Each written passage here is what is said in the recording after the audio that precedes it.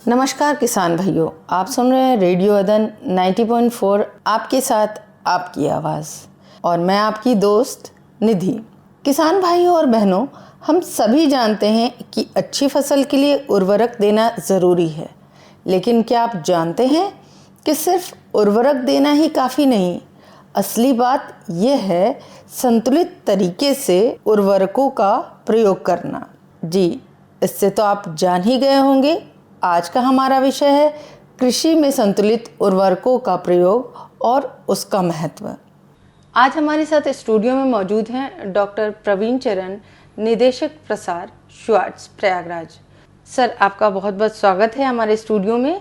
आपने अपना कीमती समय धन्यवाद निधि जी, और ये मुझे मौका मिला कि मैं 90.4 में अदन में आपके आकर मैं किसानों से रूबरू हो सकूं। सर, हमारे किसानों के लिए हमारा पहला सवाल है कि कृषि में संतुलित उर्वरकों का प्रयोग क्यों आवश्यक है?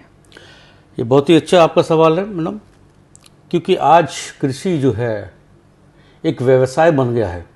जी। यदि हम कृषि को व्यवसाय के रूप में नहीं देखेंगे तो हम लाभ उससे प्राप्त नहीं कर सकते। जी जी। यदि हमें लाभ प्राप्त करना है तो हम इसके कृषि की खेती के एक एक पहलू पर नज़र रखनी पड़ेगी, और एक एक पहलू पर नज़र रख के ही हम कृषि से लाभ प्राप्त कर सकते हैं। चाहे वो बुवाई हो, चाहे वो उसमें इरिगेशन की फैसिलिटीज़ हो, चाहे उसमें आप बीज हो, बीज का चुनाव हो, किसी भी प्रकार से यदि आपने हर एक पहलू पे नज़र नहीं रखी है और उसको विस्तृत रूप से उसकी जानकारी रखे नहीं की है तो हम उस पर लाभ नहीं प्राप्त कर पाएंगे। क्योंकि आज के परिप्रेक्ष्य ये हो गया है किसानों की हम आय कैसे बढ़ाएं। किसानों की आय जब भी बढ़ेगी जबकि हम लागत कम कर पाएँ, क्योंकि आज लागत बढ़ती जा रही है, क्योंकि खेती का रकबा जो है छोटा होता चला जा रहा है, जिसके कारण लागत बढ़ जाती है। तो इन छोटी छोटी चीज़ों पर अगर हम ध्यान रखें और अपने किसानों के साथ हमारे वैज्ञानिक, प्रसार निदेशालय से वैज्ञानिक हमारे जाते हैं, उनसे रूबरू होते हैं। कृषि विज्ञान केंद्र प्रयागराज से भी हमारे किसान के बीच में हमारे वैज्ञानिक पहुंचते हैं और कृषि करने के गुण उनको सिखाए जाते हैं। किसान खेती तो करता है और आज से नहीं, वर्षों से करते आ रहे हैं। जी जी। वैज्ञानिक उन्हें एक सही दिशा में मोड़ देते हैं, बस जिससे जो उनकी हानि हो रही होती है वो लाभ में परिवर्तित कैसे हो जाए। जी जी। इसके लिए सबसे पहला, यदि हमें अपनी लागत कम करनी है, हमें ये देखना है कि हमारी इन जलवायु के परिप्रेक्ष्य में किन किन फसलों की बुवाई होती है। दूसरा चुनाव, हम किस भूमि में अपनी बुवाई करने की तैयारी कर रहे हैं, किस फसल की बुवाई करने की तैयारी कर रहे हैं।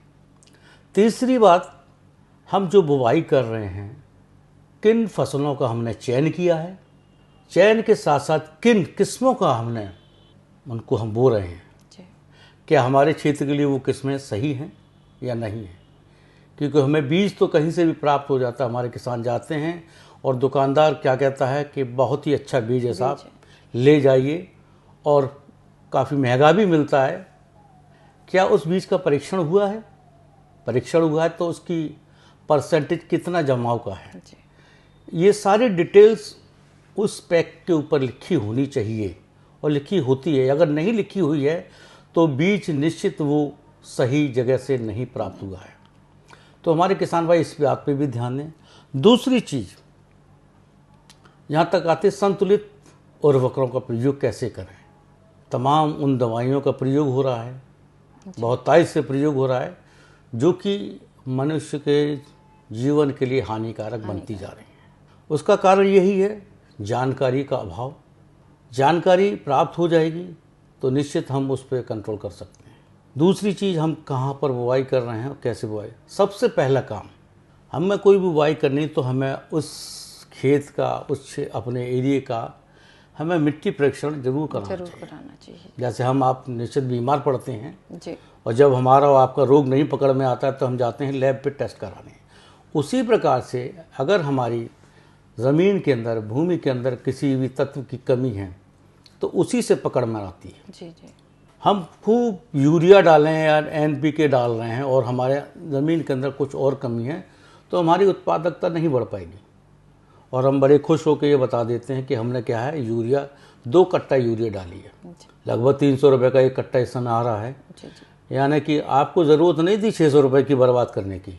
आपकी खेत में नाइट्रोजन की भरपूर मात्रा थी, परंतु हमने क्या है, भूमि का परीक्षण नहीं कराया। नहीं कराया। और नहीं कराया तो इसकी वजह से हमारे जो यूरिया हमने डाली, और डालने से क्या हुआ, हमारी फसल को ज़रूरत नहीं थी, वो हमारी लीच कर गई। दूसरी फसल ने ली और फसल ने उसको फ़ायदा देने की जगह पर फसल ने क्या किया, नुकसान कर दिया। उसकी वेजिटेटिव ग्रोथ ही बढ़ गई, जी। और जब उसकी वेजिटेटिव ग्रोथ बढ़ जाएगी तो उसकी उत्पादन में कमी आ जाएगी, फसल हमारी गिर जाएगी।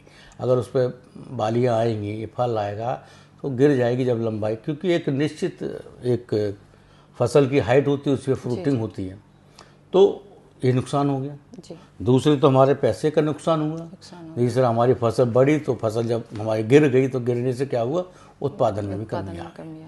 तो इन सब चीज़ों का हमें जमीन भूमि का अपना परीक्षण जरूर कराना चाहिए। और हम जानते हैं कब होता है, जब हमारी गर्मियों की जुताई होती है और मई और जून की तरफ हमारे खेत जब खाली हो जाते हैं गेहूँ कटने के बाद, उस समय हम खेत के चारों तरफ से एक जगह बीच में से 6 इंच गड्ढा खोद के मिट्टी को उठा लेते हैं, फिर उनको मिलाते हैं, फिर उनको मिला के जब तक 1/3 हिस्सा रह जाता है, फिर उसको ले जाके हम कृषि विज्ञान केंद्र में या सरकारी विभाग में मिट्टी का परीक्षण होता है। उस परीक्षण में हमारे ये निकल के आ जाता है कि हमारी भूमि में, हमारे खेत में किन तत्वों की कमी है, और उन तत्वों को ही हम उसमें रिकमेंड कर देते हैं। वो जो वही तत्वों के हम अपने खेत में पूर्ति कर देते हैं, जिससे कि हमारे अदर खर्चे जो भी फालतू के हम खर्चे कर बैठते हैं अज्ञानता में, उससे हमारा बचाव। तो लागत में वहीं से कमी, पर बहुत कॉस्ट नहीं आती है इनकी जांच कराने में।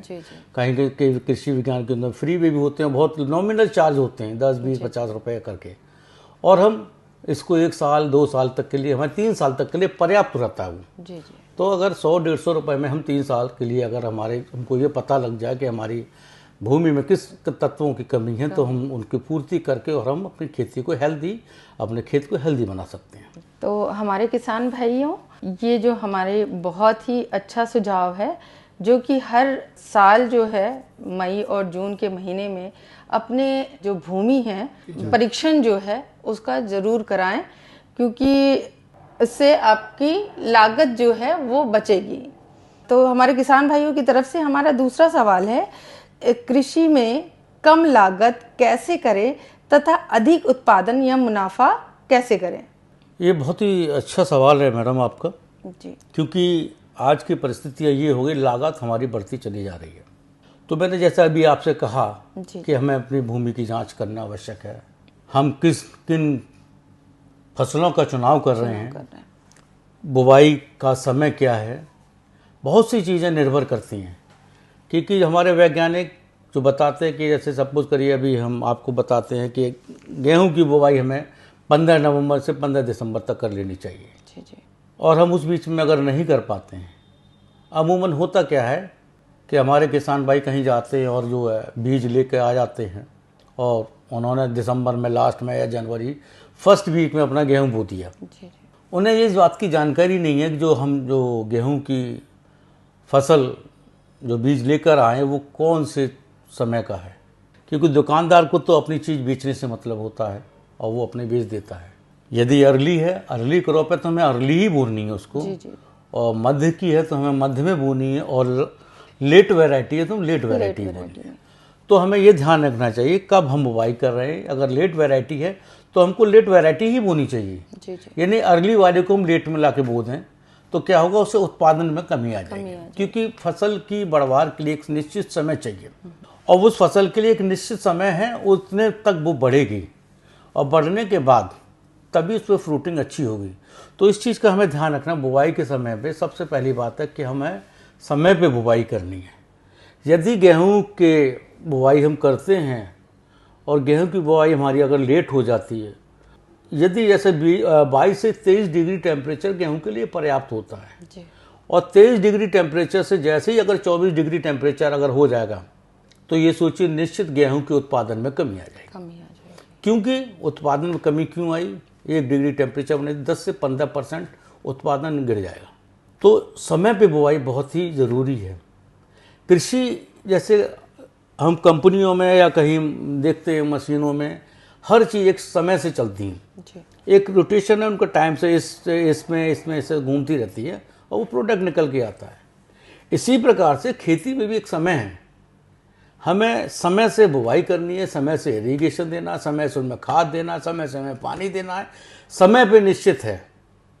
तो यदि हम समय का सही उपयोग कर लेते हैं तो खेती से निश्चित, आज हमारे प्रधानमंत्री जी कहते हैं हम किसानों की आय को दोगुना कैसे करें, तो निश्चित दोगुना आय हो जाएगी, क्योंकि उन्होंने ये काफ़ी रिसर्चों के बाद हमारे बीच में, हमारे किसानों के बीच में ये चीज़ें निकल के आई हैं। तो हमारे प्रधानमंत्री जी का यही सबसे जोर ज़्यादा है कि किसान की आय को हम कैसे बढ़ाएं। तो इसमें प्रधानमंत्री जी, हमारे मुख्यमंत्री आदित्यनाथ योगी जी भी काफ़ी प्रयासरत हैं।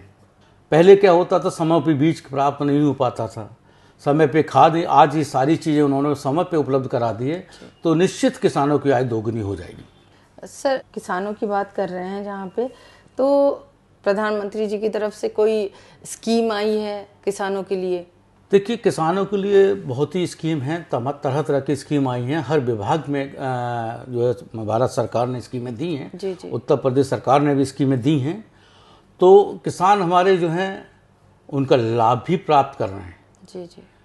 पहले क्या होता था, बीज खरीदने जा रहे हैं, उसके बाद किसान के पास खाते में पैसा नहीं है, साहूकार से पैसा ले रहा है, और फिर बीज लेके आ रहा है तो साहूकार का पैसा निरंतर उसका बढ़ता चला जाता था।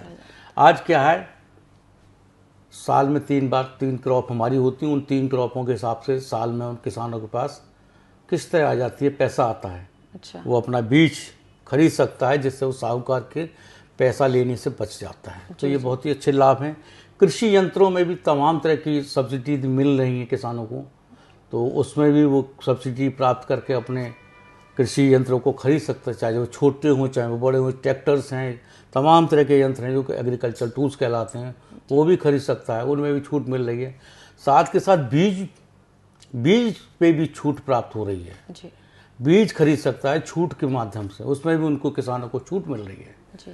पहले खाते में पैसा आता था, पहले पेमेंट पूरा करना पड़ता था, परंतु अब क्या हो गया है कि बीज खरीदिए, वहीं के वहीं आपका पैसा आधा डिडक्ट हो जाता है, आप आधे पैसे में बीज को ले आते हैं। तो बागवानी में भी तमाम तरह के वृक्षारोपण के काम जो चल रहे हैं भारत सरकार के द्वारा, उत्तर प्रदेश सरकार के द्वारा, तो किसानों को लाभ प्राप्त हो रहा है इसमें। जी, उनका कोई कार्ड बना होगा किसानों का, इस तरह का कोई स्कीम है? किसानों के अलग अलग कार्ड बनते हैं, उन कार्डों के माध्यम से किसान उसमें परचेजिंग कर सकते हैं। जी। डॉक्टर साहब, मेरा अगला प्रश्न है, फसलों के लिए एनपीके के अलावा और तत्वों की आवश्यकता है? अगर है तो उससे लाभ कैसे प्राप्त होगा? हाँ, ये बहुत ही अच्छा सवाल है, क्योंकि आजकल अमूमन हमारे किसान भाई यार, हम लोग क्या देखते हैं कि जाते हैं खेत में यूरिया डाल देते हैं जी, और डीएपी डाल देते हैं और पोटाश डाल देते हैं। तो मैंने सबने आपसे पहले कहा था जी कि भूमि की जांच बहुत ही जरूरी है। यदि आप भूमि की जांच करा लेंगे तो इन सब से बच सकते हैं, क्योंकि 16 तत्व जो है हमारी भूमि के अंदर पाए जाते हैं। अगर उन 16 तत्वों में किसी भी तत्व की कमी हो जाती है, तब क्या होता है, हमारी उस फसल पर प्रभाव पड़ जाता है और उसके उत्पादन पर भी प्रभाव पड़ता है। और जब उत्पादन पर प्रभाव पड़े, निश्चित हमारी आय कम हो जाएगी और लागत हमारी बढ़ जाएगी। हम तो सोच रहे शायद हमारी फसल पीली पड़ रही है, उसमें फल नहीं रुक रहा है, फूल नहीं रुक रहा है, हम यूरिया भी बढ़ा के डालें, हम डीएपी भी डालें, हम पोटाश भी डालें, और हमने अब क्या करा, अपनी भूमि की जांच नहीं कराई थी, और हम इसमें और यूरिया बढ़ा दे रहे हैं और डीएपी बढ़ा दे रहे हैं और पोटाश बढ़ा दे रहे हैं, परंतु बहुत ही अवयव तत्व कहलाते हैं ये, बहुत ही सूक्ष्म मात्रा में ज़रूरत होती है। जैसे हमारे आपके शरीर के लिए तमाम तत्वों की ज़रूरत होती है, उसी प्रकार से भूमि के लिए भी ज़रूरत होती है। उन तत्वों की भी जांच होती है। यदि उन तत्वों की कमी है अगर हमारी भूमि के अंदर, तो क्या है, हमारे उत्पादन में कमी आ जाएगी।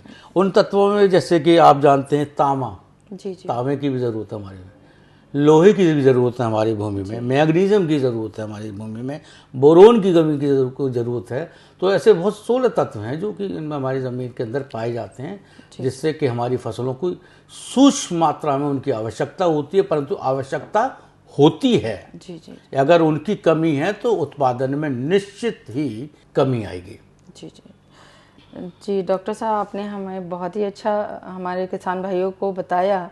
और हमारे किसान भाइयों की तरफ से एक हमारा अगला प्रश्न है, मृदा की कार्बन क्षमता कैसे बढ़ाएं? जी हाँ, आज जो है कि आप देख रहे हैं कि केमिकल्स का यूज़ ही हो रहा जी है ना। तो हमारी जो भूमि है जी उसमें कार्बन की मात्रा 0.8% होनी चाहिए। आज उसके स्तर गिरकर 0.2 के आसपास आ गया है। तो ये बहुत ही एक ज्वलनशील बात है। इस पे हमें किसानों को, हमको, वैज्ञानिकों को, किसानों को, सबको सोचने की बात है। यदि इससे और कम हो जाता है तो हमारे ज़मीन, हमारी भूमि की उत्पादन क्षमता कम हो जाएगी तथा बंजर भी हो जाएंगे, जिसमें कोई उत्पादन प्राप्त ना हो पाएगा। तो इसके लिए पहले आप देखिए, पहले फसल का जो है, हम जो किसान लोग जो है, हम लोग बदल बदल के फसलों को बोया करते थे, दलहनी फसल बोते थे। ये एक सीज़न होता था कि दलहनी फसल जरूर बो जाती थी, चाहे वो चना हो, चाहे वो अरहर हो, चाहे मसूर हो, हम बोते थे। ये फसलें क्या करती, वायुमंडल से नाइट्रोजन को कलेक्ट करके जड़ों के माध्यम से अपनी सॉइल में मिलाती थी। साथ ही साथ क्या है कि हरी खादों का भी प्रयोग होता था जी, जिससे कि हमारी भूमि की कार्बन शक्ति बढ़ जाती थी। तो इनका उपयोग बहुत ज़रूरी है। जैविक खादों का उपयोग बहुत ज़रूरी है, हमें अवश्य करना चाहिए। अब देखिए, गोबर की खाद डाली जाती थी। खेती के लिए कहते थे खेती और बाड़ी। खेती बाड़ी का मतलब ये होता है किसान अपने, हर किसान के दरवाजे पे 2 बैल हुआ करते थे, गाय भैंस हुआ करती थी, जिससे कि वो जो गोबर और वो जो निकलता था कूड़ा करकट, जो उसको सड़ाकर अपने खेतों में डाला जाता था, जिससे क्या है, भूमि की कार्बन शक्ति बढ़ती थी, भूमि की उपज भी बढ़ती थी और भूमि की सुधार भी होता था। परंतु आज क्या है, हम जाते हैं और दौड़ के गए, एक बोरी खाद खरीद के लाए, अपने खेत में छिड़क दिया। तो ऐसे करके हमें हरी खादों का प्रयोग जरूर करना चाहिए, कि जैविक खादों का जरूर प्रयोग करना चाहिए, जिससे हमारी खेत की उर्वरक शक्ति बनी रहे, बढ़ती जाए। जी डॉक्टर साहब, मेरा अगला प्रश्न है कि हरी खादों का उपयोग से क्या लाभ है? तो ये हमारे किसान भाइयों को इसके बारे में बताएं। देखिए, हरी खादों, जैसे कि अमूमन हमारे किसान भाई जो है, जबकि खरीफ के मौसम में धान की रुपाई करते हैं, उस समय ज़रूर थोड़ा बहुत कहीं किसान हमारे कर रहे हैं। परंतु आज की परिस्थितियों में हरी खाद का बहुत ही कम चलन है। ढैंचा बोते हैं, है ना। ढैंचा बो के 30 से 40 दिन के बीच में जब ढैंचा हो जाता है, हम अपने खेत में ही पलट देते, तो पानी भर, वो सड़ के हमारी कार्बन शक्ति हमारी भूमि की बढ़ा दे, उर्वरक शक्ति हमारी खेत की बढ़ जाती है। जैसे एनपीके हमारे खेत में डायरेक्ट मिल जाता है, तो उससे क्या उर्वरक शक्ति बढ़ती है और खेत की दशा भी ठीक होती है और हमारे उत्पादन में भी लाभ प्राप्त होता है। जी डॉक्टर साहब, मेरा अगला प्रश्न है, मृदा परीक्षण के लिए कैसे लाभ प्राप्त हो? देखिए, मृदा परीक्षण से यही लाभ है कि आप आय को कम कर सकते हैं। अगर मैंने पहले बताया कि मृदा परीक्षण जरूरी है, तो जरूरी इसलिए है कि अगर आपको लागत कम करनी है तो ये बहुत ही आवश्यक है। तो उसको जरूर हमारे किसान भाई परीक्षण जरूर कराएं। और वो इसमें देखिए, प्रधानमंत्री कार्ड भी बने हुए हैं, है ना, सॉइल कार्ड बने हुए हैं। वो अपने कार्डों के माध्यम से जाके वहाँ पर टेस्ट करा सकते हैं और जिन तत्वों की आवश्यकता है वही तत्वों का प्रयोग किया जाए, बाकी हमारा पैसा बच सकता है। तो परीक्षण अवश्य कराकर ही अपनी खेती पर ध्यान दें। डॉक्टर साहब, हमारे किसान भाइयों को बहुत ही अच्छी बात बताई आपने। और हमारा अगला प्रश्न है कि जैसे कि कभी कभी देखा गया है कि गोभी के फूल फट जाते हैं, तो ऐसा क्यों होता है? जी, ये बहुत ही आपका अच्छा सवाल है कि गोभी में सबसे ज़्यादा ये काम होता है। जैसे मैंने आपके पहले शुरू में ही कहा था कि हमें अपनी भूमि की जांच करानी चाहिए। अमूमन हम जो है एनपीके की बात करते हैं, बाकी हमने कहा सूक्ष्म तत्व की आवश्यकता होती है हमारी ज़मीन को, चाहे वो कम मात्रा में हो। तो इन्हीं सूक्ष्म तत्वों में एक तत्व होता है बोरोन। उसका काम होता है, बोरोन का काम होता है कि फल को टाइट करता है। यदि इसकी कमी आ जाती है तो अमूमन आपने देखा हो, टमाटर, गोभी जो है हल्के हल्के ब्राउन भी हो जाते हैं। हम लोग जब खरीदने जाते हैं सफ़ेद लेते हैं, वो ब्राउन हो जाते हैं, बैंगनी कलर के हो जाते हैं और टमाटर फट जाते हैं, क्रैक हो जाते हैं फलों में। तो ये एक तत्व होता है बोरोन। जी। यदि हमारी भूमि के अंदर बोरोन की कमी है, जी। खेत में अगर हमारे अंदर कमी है, तो चाहे कोई भी फसल हो उसके जो है अगर हमारा उसमें जो है इफेक्ट उस पर हमारा उन क्रॉप के ऊपर, गोभी के ऊपर बहुत जल्दी दिखाई देता है, टमाटर को बहुत जल्दी, सभी फसलों पे आता है पर इन पे बहुत जल्दी दिखाई देता है। तो जब हम गोभी वो तोड़ के ले जाते हैं तो हर व्यक्ति अच्छे से अच्छा फूल को लेता है, परंतु जो फल फटे हुए हैं या छितर गया है गोभी तो वो कोई नहीं खरीदता है, तो हमारी मार्केट वैल्यू उससे कम हो जाती है और उत्पादन हमारा गिर जाता है। अगर वो गोभी बाजार में 15 रुपए का अगर बिक रहा है तो हमारा वो कोई 5 रुपए में खरीदने वाला नहीं होगा, तो हमारी फसल का उत्पादन भी गिरा, हमारी लागत भी ज़्यादा हो गई, उत्पादन कम प्राप्त हुआ।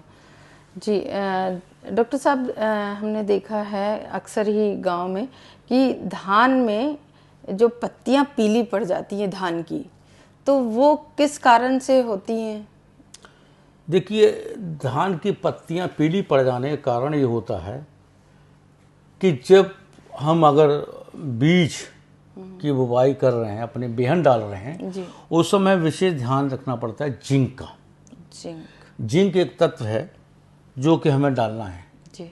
तो जिंक अगर हम खेत में नहीं डालेंगे तो क्या होगा, धान की पत्तियां हमारी जो ऊपर सिराव से पत्तियां जो पीली पड़ने लगती हैं और पीली पड़ के हमारा पौधा जो है कमज़ोर हो जाता है। ये भी एक वही सूक्ष्म तत्व की ज़रूरत है, तो इसकी आवश्यकता बहुत ही है। अगर धान की फसल पे बहुत जल्दी दिखाई देता है, इसके बाद इसमें खैरा रोग कहते हैं, इसे हम वो खैरा रोग लग जाता है धान में। इसी तत्व की कमी की वजह से खैरा रोग लगता है। तो जिंक भी बहुत ही आवश्यक तत्व है जो कि हमारे खेत में या हमारी भूमि में होना चाहिए, जिससे कि हम धान की फसल को, अन्य फसलों को में भी लगता है पर धान की फसल में विस्तृत रूप से दिखाई देने लगता है जल्दी।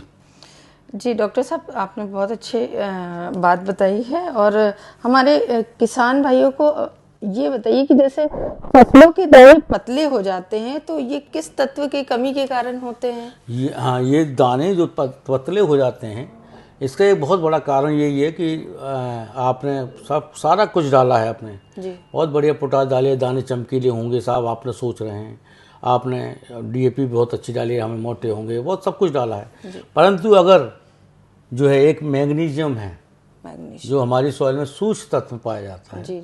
अगर उसकी कमी है तो उससे भी दाने सिकुड़ जाते हैं और पतले हो जाते हैं, जिससे दानों का आकार छोटा हो जाता है और छोटे होने की वजह से क्या है, उत्पादन में कमी आ जाती है। और जब कमी आ जाएगी उत्पादन में तो आपका उत्पादन गिर जाएगा और आपकी आय बढ़ जाएगी, परंतु आपको अधिक लाभ प्राप्त नहीं हो पाएगा।